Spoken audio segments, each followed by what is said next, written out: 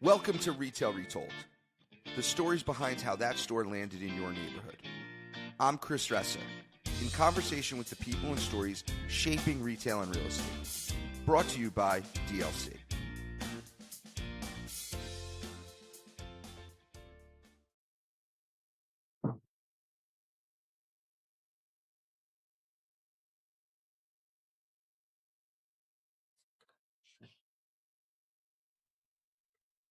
Welcome to Retail Retold, everyone. Today I am joined by Marshall Kay. Marshall is the founder and CEO of RFID Sherpas, a retail consulting firm. I'm excited for him to be here. Welcome to the show, Marshall. Thank you. It's great to be with you today, Chris. Thanks. So, Marshall, why don't you tell everybody a little bit more about who you are and what you do? Sure. Uh, Thank you. So, I am a management consultant. I've focused on retail for over 20 years. And 15 years ago, I founded a retail consulting firm called RFID Sherpas that helps retailers and brands at any stage of their journey putting to use this interesting technology called RFID that stands for radio frequency identification. A lot of what we do is classic retail consulting. I began my management consulting career at A.T. Kearney and then spent some time at a global consultancy called Kurt Salmon Associates before launching RFID Sherpas. I also do advisory work for private equity firms and other firms with a financial stake in retail. And then on top of that, I wear another hat too. I write articles for Forbes as a member of their global team of retail contributors for Forbes.com. There are about 50 of us worldwide. Excellent. Well, excited for you to be here. What are you working on today? Hmm. What have you been working on these days? Yeah, the better question is, what am I not working on these days? I'm getting pulled in a lot of different directions. Actually, our team at RFID Sherpas is getting pulled in a bunch of different directions because RFID is all about having a precise view of the inventory in your store. And that, of course, is very relevant to your ability to operate profitably. And so, as you can imagine, as the worlds of online and brick and mortar have converged, the need for that is more acute than ever. And so, we're working on projects for some very large companies, one in the wireless and telecommunication space. Um, and we're working for a very prominent uh, athletic apparel and footwear brand, and we're working for a large national sporting goods chain, and some smaller businesses too, including direct to consumer, digitally native. So, really a handful of different projects, and that's what makes consulting interesting.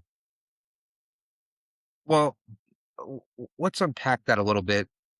You spend a lot of time in RFID, and you mentioned retailers knowing precisely what's in their store. So, what is RFID? Yeah, great question. You can think of it as a smarter version of the barcode. The barcode needs to be seen to be scanned. It's called line of sight. And then also with a barcode, you could have five of the same item all sitting there, each with the same UPC, but the system actually doesn't have a distinct serial number for each of them. RFID uses radio waves, and so it allows a retailer to take a full inventory of its store in under an hour. In fact, often much quicker than that. The type of inventory count that they typically would only do once a year because it's expensive and cumbersome. They can basically have that precision pretty much 365 days of the year. And not only that, it gives them a separate view of what's on the sales floor compared to what's in the stock room. And that, of course, is very, very helpful to the team working the store to make sure that the sales floor always has out for purchase exactly the products that you would want out and in the right quantities for each of them. And then also the corporate systems, the IT systems that power so many of the decisions that need to be made by the company. Uh, that information is so much cleaner than it ever used to be. So this isn't common for all types of retail. Don't expect this in hardware stores. That's not where it's really taken root. It's quickly taken root in stores that sell clothing and footwear, including department stores, mass merchants like Target and Walmart, and it is starting to proliferate into other consumer categories as well. Do most retailers, well, how do retailers, I would assume that most retailers have an idea of what's in their store and what they've sold through. How are they tracking that today if they're not using RFID? What I'll tell you, and it's probably best to isolate the discussion right now on retailers that sell clothing or footwear or both. It's the easiest for us to, and I think for the listeners to get their head around. There's a tremendous amount of inaccuracy. It's persisted for decades and decades. It's almost been like a dirty little secret within retail. So when we talk about inventory inaccuracy, we're not saying that you might think that you have 10,000 pieces of clothing in the store, but you really only have 9,000 pieces of clothing. That's not what we're saying. What we're saying is that at the SKU level, and SKU, as you know, stands for SKU or stock keeping unit, at the SKU level.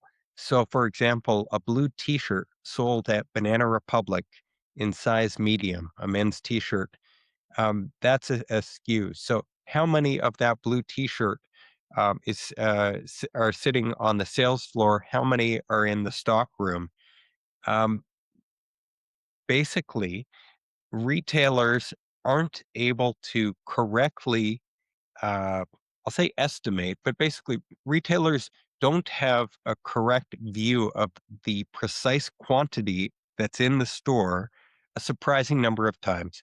So for every 100 SKUs, typically a retailer in a clothing business operates with only 60 to 70% accuracy, meaning that for 30 to 40 of those SKUs, the amount in the store of that SKU is different than what the retailer's systems are telling the retailer it actually has.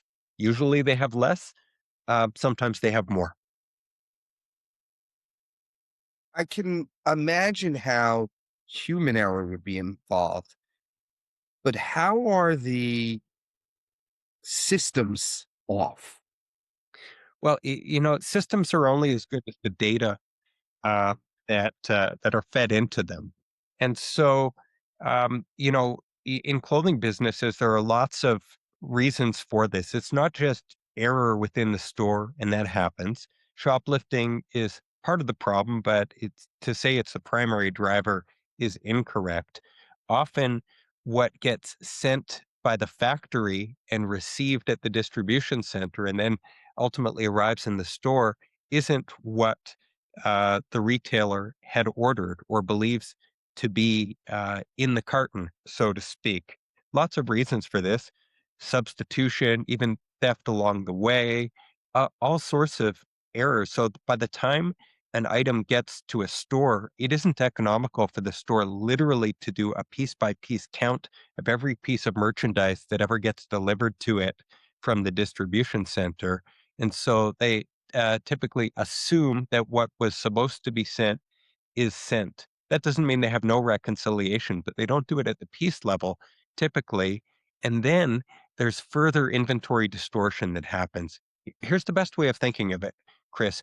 When inventory gets sent from a distribution center to a store, it is essentially released into the wild, that the retailer loses visibility into exactly what's in the store at any moment in time.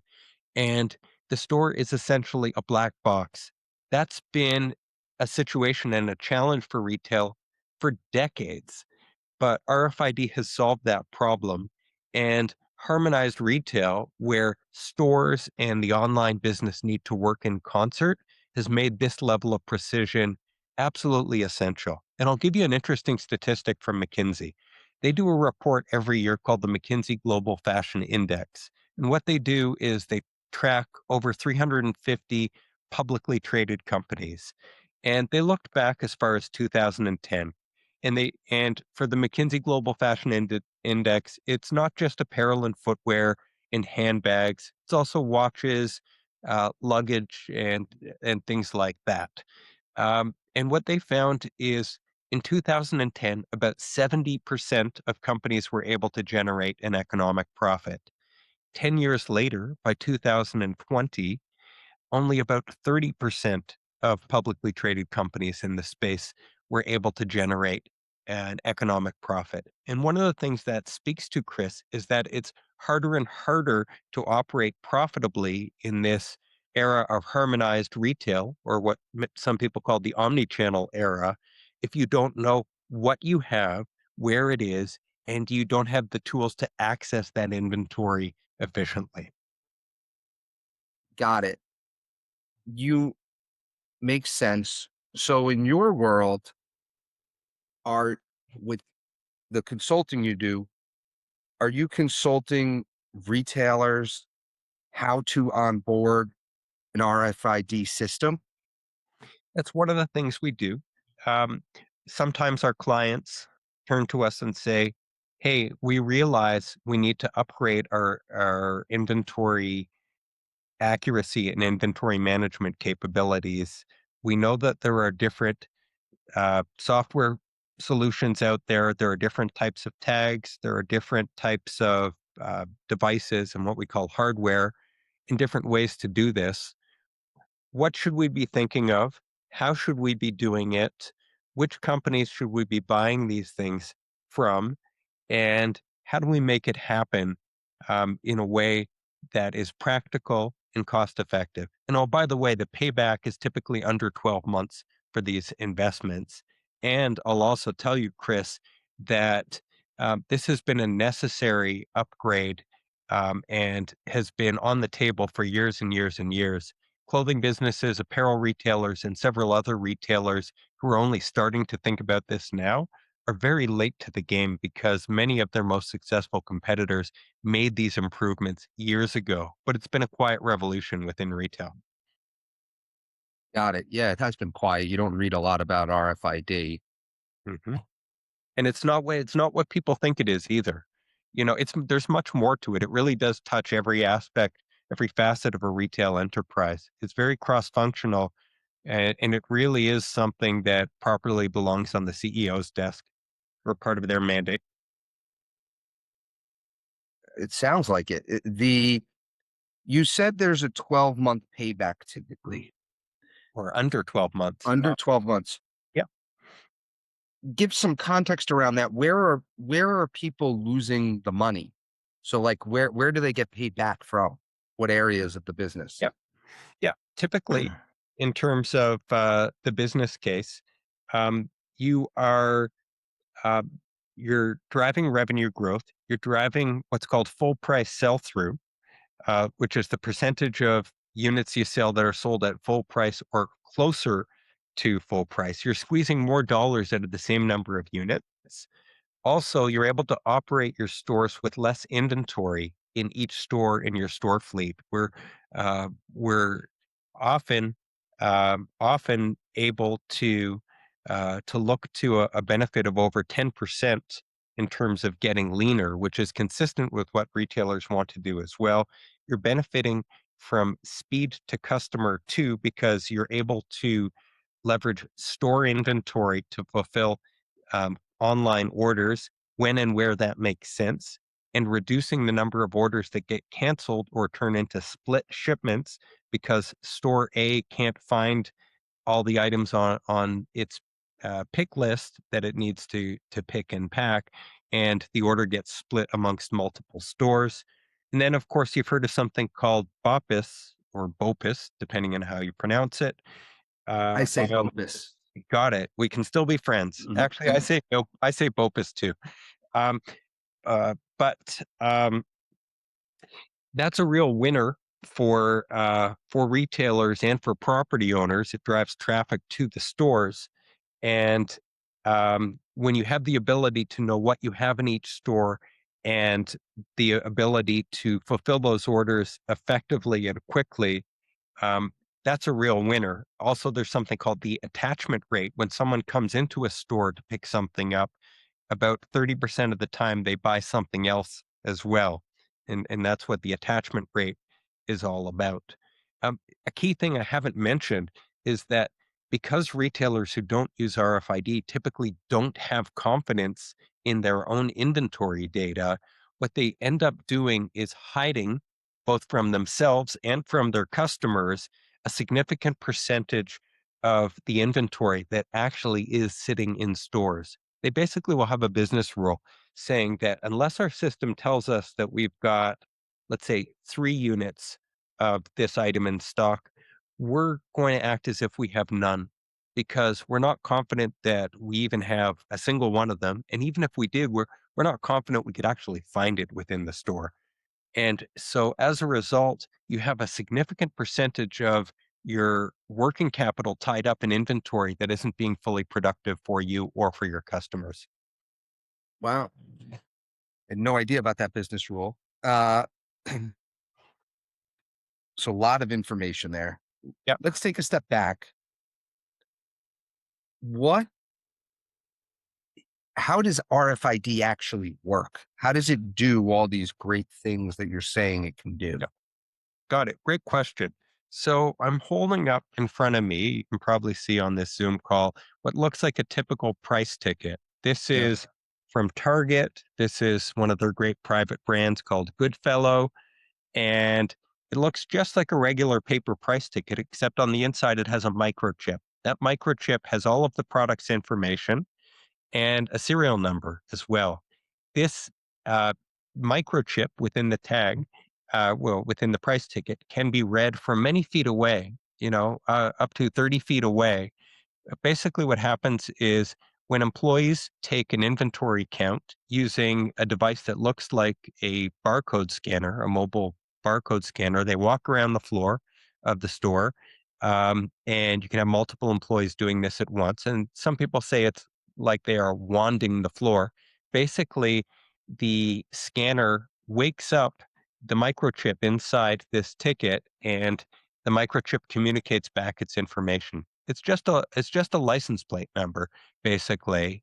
And on the back end, the system understands what that license plate number represents, what the product is, its size, color, style, and the serial number too. And so for the employees in the store, this streamlines their work tremendously because now the store always has a clear picture of exactly what quantities of that stock keeping unit, SKU, are on the sales floor, what's in back stock. So you have a streamlined tool for directing employees to pick from the back room what's truly needed on the sales floor and and not what isn't needed on the sales floor. Also, you're eliminating instances where employees are being directed to look for items in the back room of the store that aren't even there.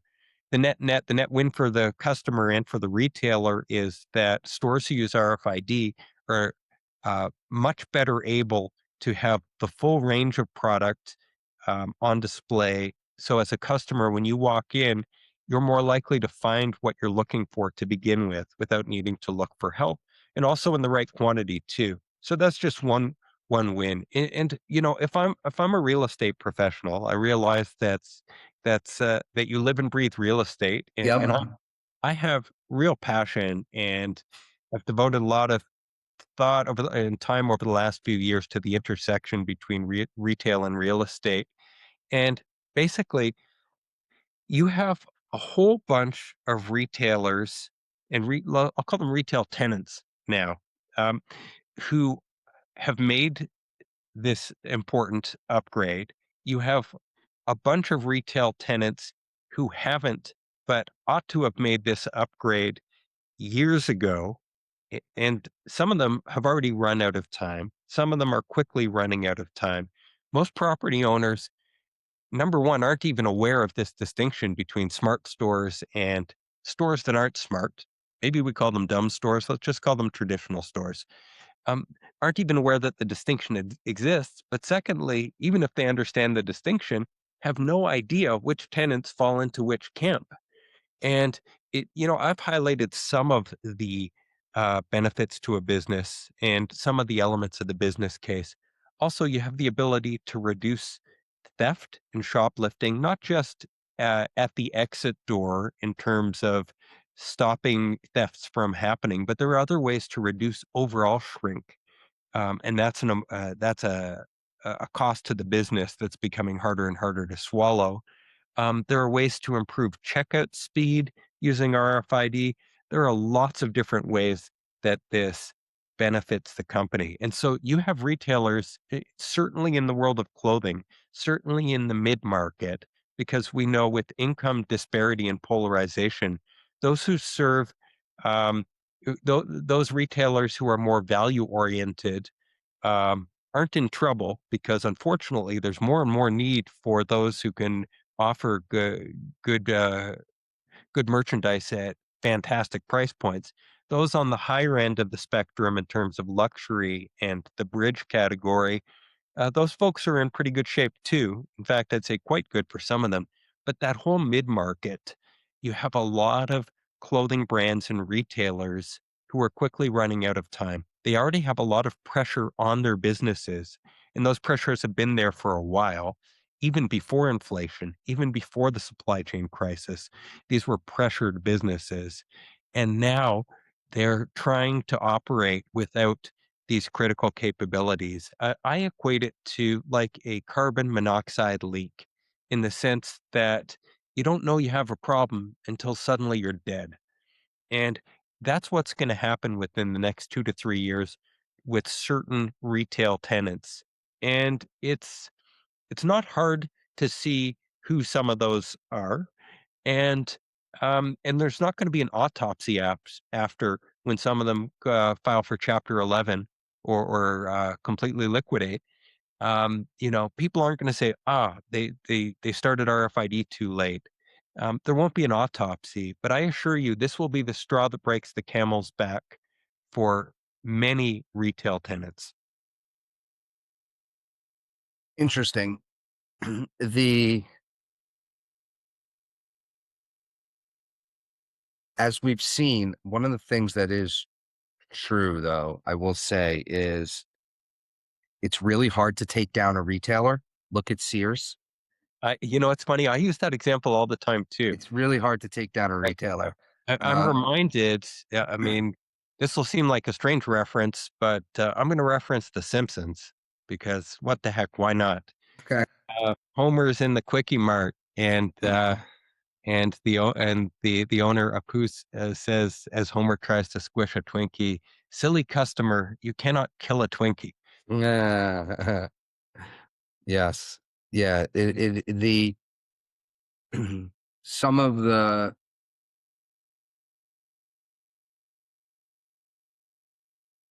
if they, some of the retail, obviously, there's clearly margin to be gained by what you're talking about from inventory management.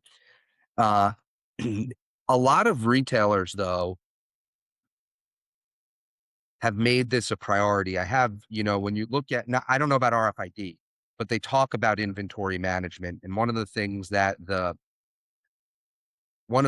happened in the pandemic, especially in Q4 of 2020, they had less goods to sell. Hmm? So they were able to maintain margin and sell at full price.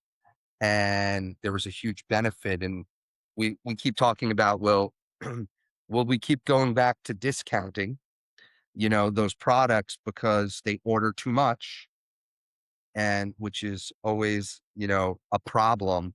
And, which they didn't have because they couldn't get too much. Um, and I think a lot of lessons were, you know, learned through that process, especially in apparel. We'll see. I know, um, I've heard some CEOs talk about, they're not going to reduce prices back down. They're going to maintain margin, and um, that certainly helps with inventory management. You mentioned before that this is really focused. Actually, let me back up. The one thing you talked about was the unknown when they get the carton at the store. Yep. So the RFID tags, are they put on at the distribution center? They're typically put on at the factory. The factory that produces the merchandise um, essentially is putting on a smarter label. I showed you the example of a ticket, but I also could have shown you an example of a sticker, actually, like the one I have right here as well. So basically, these factories are receiving um, smarter versions of the tickets and labels that they were applying to begin with. So does that solve the problem of not knowing what I get at the store? Or is that even with RFID, is that still a challenge? Um, no, basically, RFID provides you with the opportunity to rapidly confirm what You received. what you receive, and some brands and retailers are using RFID even in the distribution centers um, to validate the contents of a carton when they're received too for some of their merchandise. Um, but for a retailer, um, yeah, you have the ability to understand exactly what was received at the store. That's a big win. It's a huge win. You mentioned that it's the real opportunity is in apparel and footwear, Mm, I I I did, or yeah, or it's that's where the most. I don't know how you worded it. How did you word it? yeah. And sorry, I shouldn't have interjected so quickly. I apologize. Go. Tell me how But you worded it. apparel and footwear is where RFID took root quickest, and many of the world's most successful and most prominent brands and retailers of apparel and footwear embraced RFID over a decade ago, or and certainly within the last 8 to 10 years, some over a decade ago. So um, let's talk about Nike, Adidas, Under Armour. Those are the three biggest apparel and footwear athletic brands, all of whom are tagging virtually all of their apparel and footwear and increasingly other merchandise as well. You have in specialty apparel, so monobrand pure play specialty apparel, you have Inditex that owns Zara and then other brands too. You have H&M and Uniqlo owned by Fast Retailing. All of those companies are using RFID. Uh, Well, let me get back. What I was getting at is you don't think it's as necessary or we will see this quiet revolution in grocery or hardware. You mentioned it's not necessarily for the hardware store. What were you getting? I'm trying to get the distinction between apparel and footwear versus that. got it. So, okay, apparel always made a ton of sense.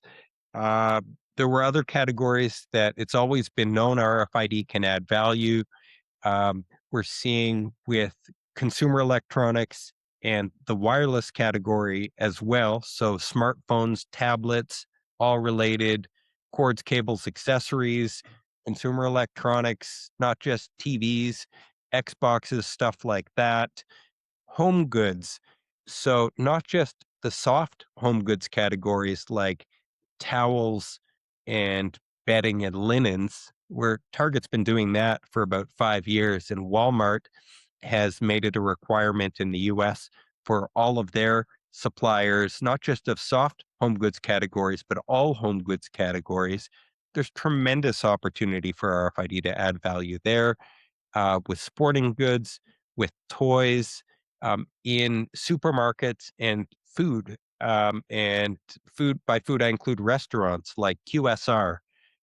You have exciting stuff going on right now. So you have Chipotle, who recently announced that they're doing a program with 200 of their restaurants in the Chicago area and a distribution center I know of another very well-known global fast food QSR chain that has ordered 10,000 of these handheld devices. I mean, big programs are being rolled out, and it's not just those two. But so Yeah, you focused on apparel and footwear, and I guess my question is, why is it less? Is it less important in other areas? Is it harder to do in other sectors? What you focused on apparel and footwear? I'm just getting to the why there. sure. You know what? That's a great question, and it's good to Mhm. probe there. So, with apparel and footwear, you have a lot of SKU diversity, and it's been hard to maintain that accuracy and precision. Uh, and also, these are um, I'll call them ecosystems where it's been comparatively easy to uh, to generate um,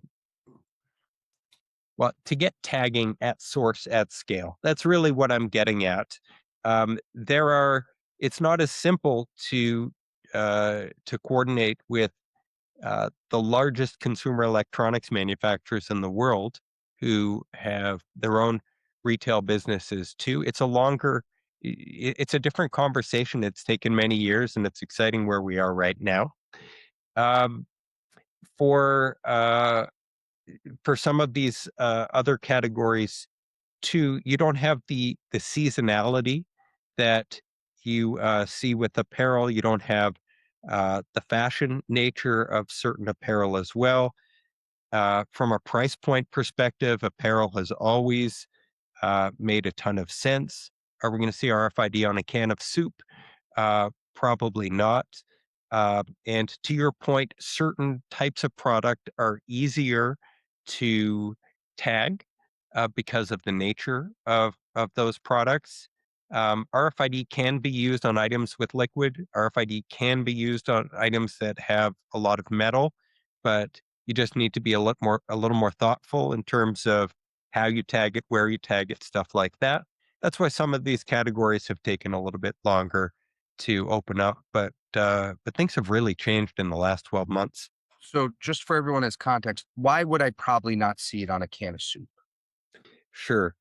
Um, Number one, you would need a special label for that. Also, the business problem that you're trying to solve isn't necessarily as acute as it is. You might only have two or three of a particular size medium of an article of clothing in a store, and it's important for that item to be where it needs to be. You know, if it's on the sales floor, on the sales floor. If it needs to be packed up for an order, packed up for an order.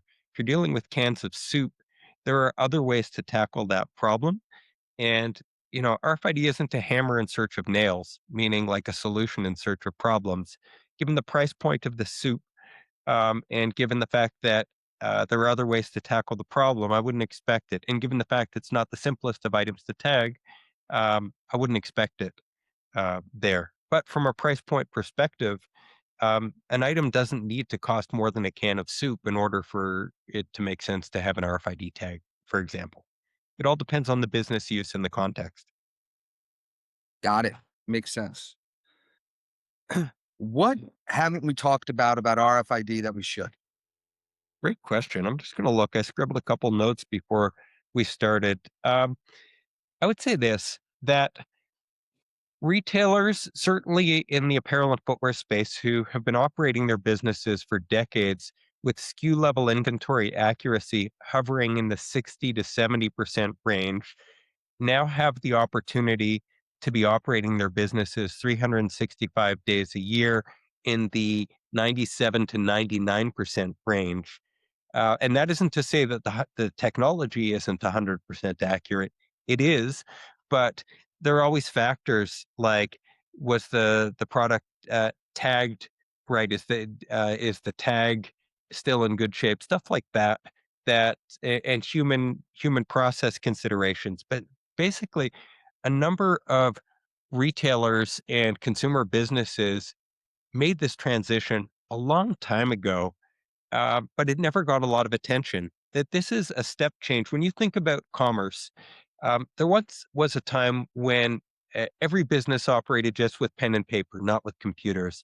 Then computers became a thing, and then barcodes were invented and then became commonplace. Then the internet was invented, and then e-commerce became a thing, and then smartphones. RFID for certain segments of retail, and I'll start first with apparel and footwear, has been a game changer on par with that. Over time, it will have a very large impact on many other types of retail tenant that a property owner would be interacting with. But that's the type of change that we're talking about. And there's a tremendous thirst for data to power an organization, and machine learning and AI, and all of that is great. I would say you also need to look at the quality of the data that's driving your organization too. I don't like to do this, but I think I'm going to ask a question I know the answer to. If it's as impactful as the smartphone on retail, which is a bold statement, why do we not read about this in headline news ever? You know what? That's a great question. I've written a series of articles in Forbes. Many of my articles discuss RFID in one way, shape, or form. Some of them don't. But um, I'll tell you, part of it has to do with the fact that RFID got its start in retail in the mid 2000s when it was first an initiative that wasn't about tagging individual pieces of merchandise, but was about just putting a smart sticker on the outside of a pallet containing a bunch of cartons of merchandise. It became a pallet level and carton level initiative, or was perceived that way. And the initial program that Walmart rolled out way back then went sideways. So RFID was viewed as a technology at first that got out of the lab a little too quickly, or was viewed as a supply chain technology about getting stuff from factory to store with greater visibility and accuracy. That's not really what it was about. RFID has always been an item level proposition, and what was obscured was this very powerful item level proposition. So RFID, there was this fog. And then the other thing I'll say is that um, it probably isn't viewed as particularly sexy. And so sometimes some of these very, very important enterprise initiatives and programs don't get the attention they deserve because they're not perceived as buzzworthy or sexy, even though they're immensely important. You know, the chairman of Nike on a Wall Street call with investors in 2019 said that RFID was giving his company the clearest picture of their inventory that it's ever had, and he said RFID was quickly becoming the most important tool in Nike's arsenal to align a customer's demand with the company's supply. I'm paraphrasing a bit, but that's basically what he said. Um, Part of it has to do with whether a journalist believes that their editor will have interest in a story they might want to pitch to their editor. I think that factor has worked against RFID for several years too. So you ask a really good question. There isn't I, a simple answer. I'll give you, the, I have a couple of reasons why, but I'll give Okay. you the core answer. Very simple.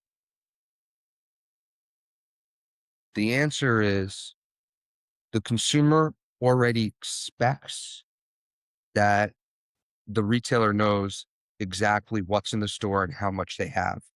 And the most consumers already thought they've already known this for a long time. And the fact that there's not, and they might think there's like a 5%, you know, variability, but the fact that it's like 30 to 40% variability is the reason is this is already expected. Whereas the capabilities of a smartphone and a consumer's interaction with the store is, one, was not expected. Two, it is a direct interaction, whereas like RFID is very different. This impacts my experience in the store potentially, right? Much like if I had a touch screen in the store, that would be that like did something, in for me, that would be more impactful in my head and therefore gets more headline news. I think that is the biggest key, is that the consumer expects that this is the case already. And I think they'd be, with the exception of when you go to the store and some retailer says they have something online and you get to the store and it's not there, with the exception of that. But I think consumers feel in general for their favorite retailers that that's the exception, not the rule. I think consumers would be amazed at the number of retailers who are still operating with,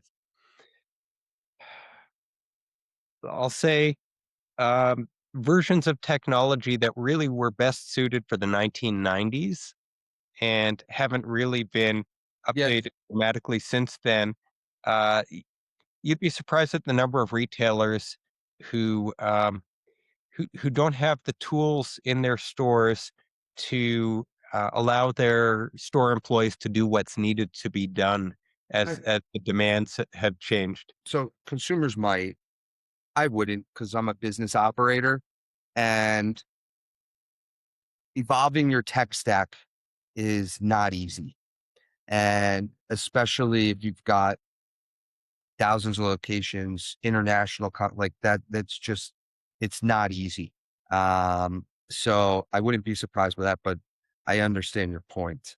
Uh, okay. Running out of time here. I want to take us to the end of the show. I got 3 questions for you. You've been great. Yep. Ready for 3? Sure. Okay. Question 1. What extinct retailer do you wish would come back from the dead? Tower Records. Your I'm a music big guy? music guy, and I used to love walking through Tower Records. Do you still listen to records? Uh, Occasionally, not as often as I'd like to. Do you have a nice record machine? I don't, but all you need is someone who does. Touche. Question 2. What is the last item over $20 you bought in a store? A hockey stick Oh, for you or your kids? for my daughter. Okay. You're from Toronto. Hockey's big. Hockey is big. All right. Last question. Marshall, if you and I were shopping at Target and I lost you, what aisle would I find you in? Well, as I said before, I like their Goodfellow brand of private label clothing, and so I guess you'd find me in the menswear section where I'd be looking for a new flannel shirt. Perfect. Well, Marshall, this has been great. I really appreciate the time. Thank you so much. And let's stay in touch, man. Sounds great. Thanks for having me, Chris. Appreciate you watching. Hit subscribe. See you in the next one.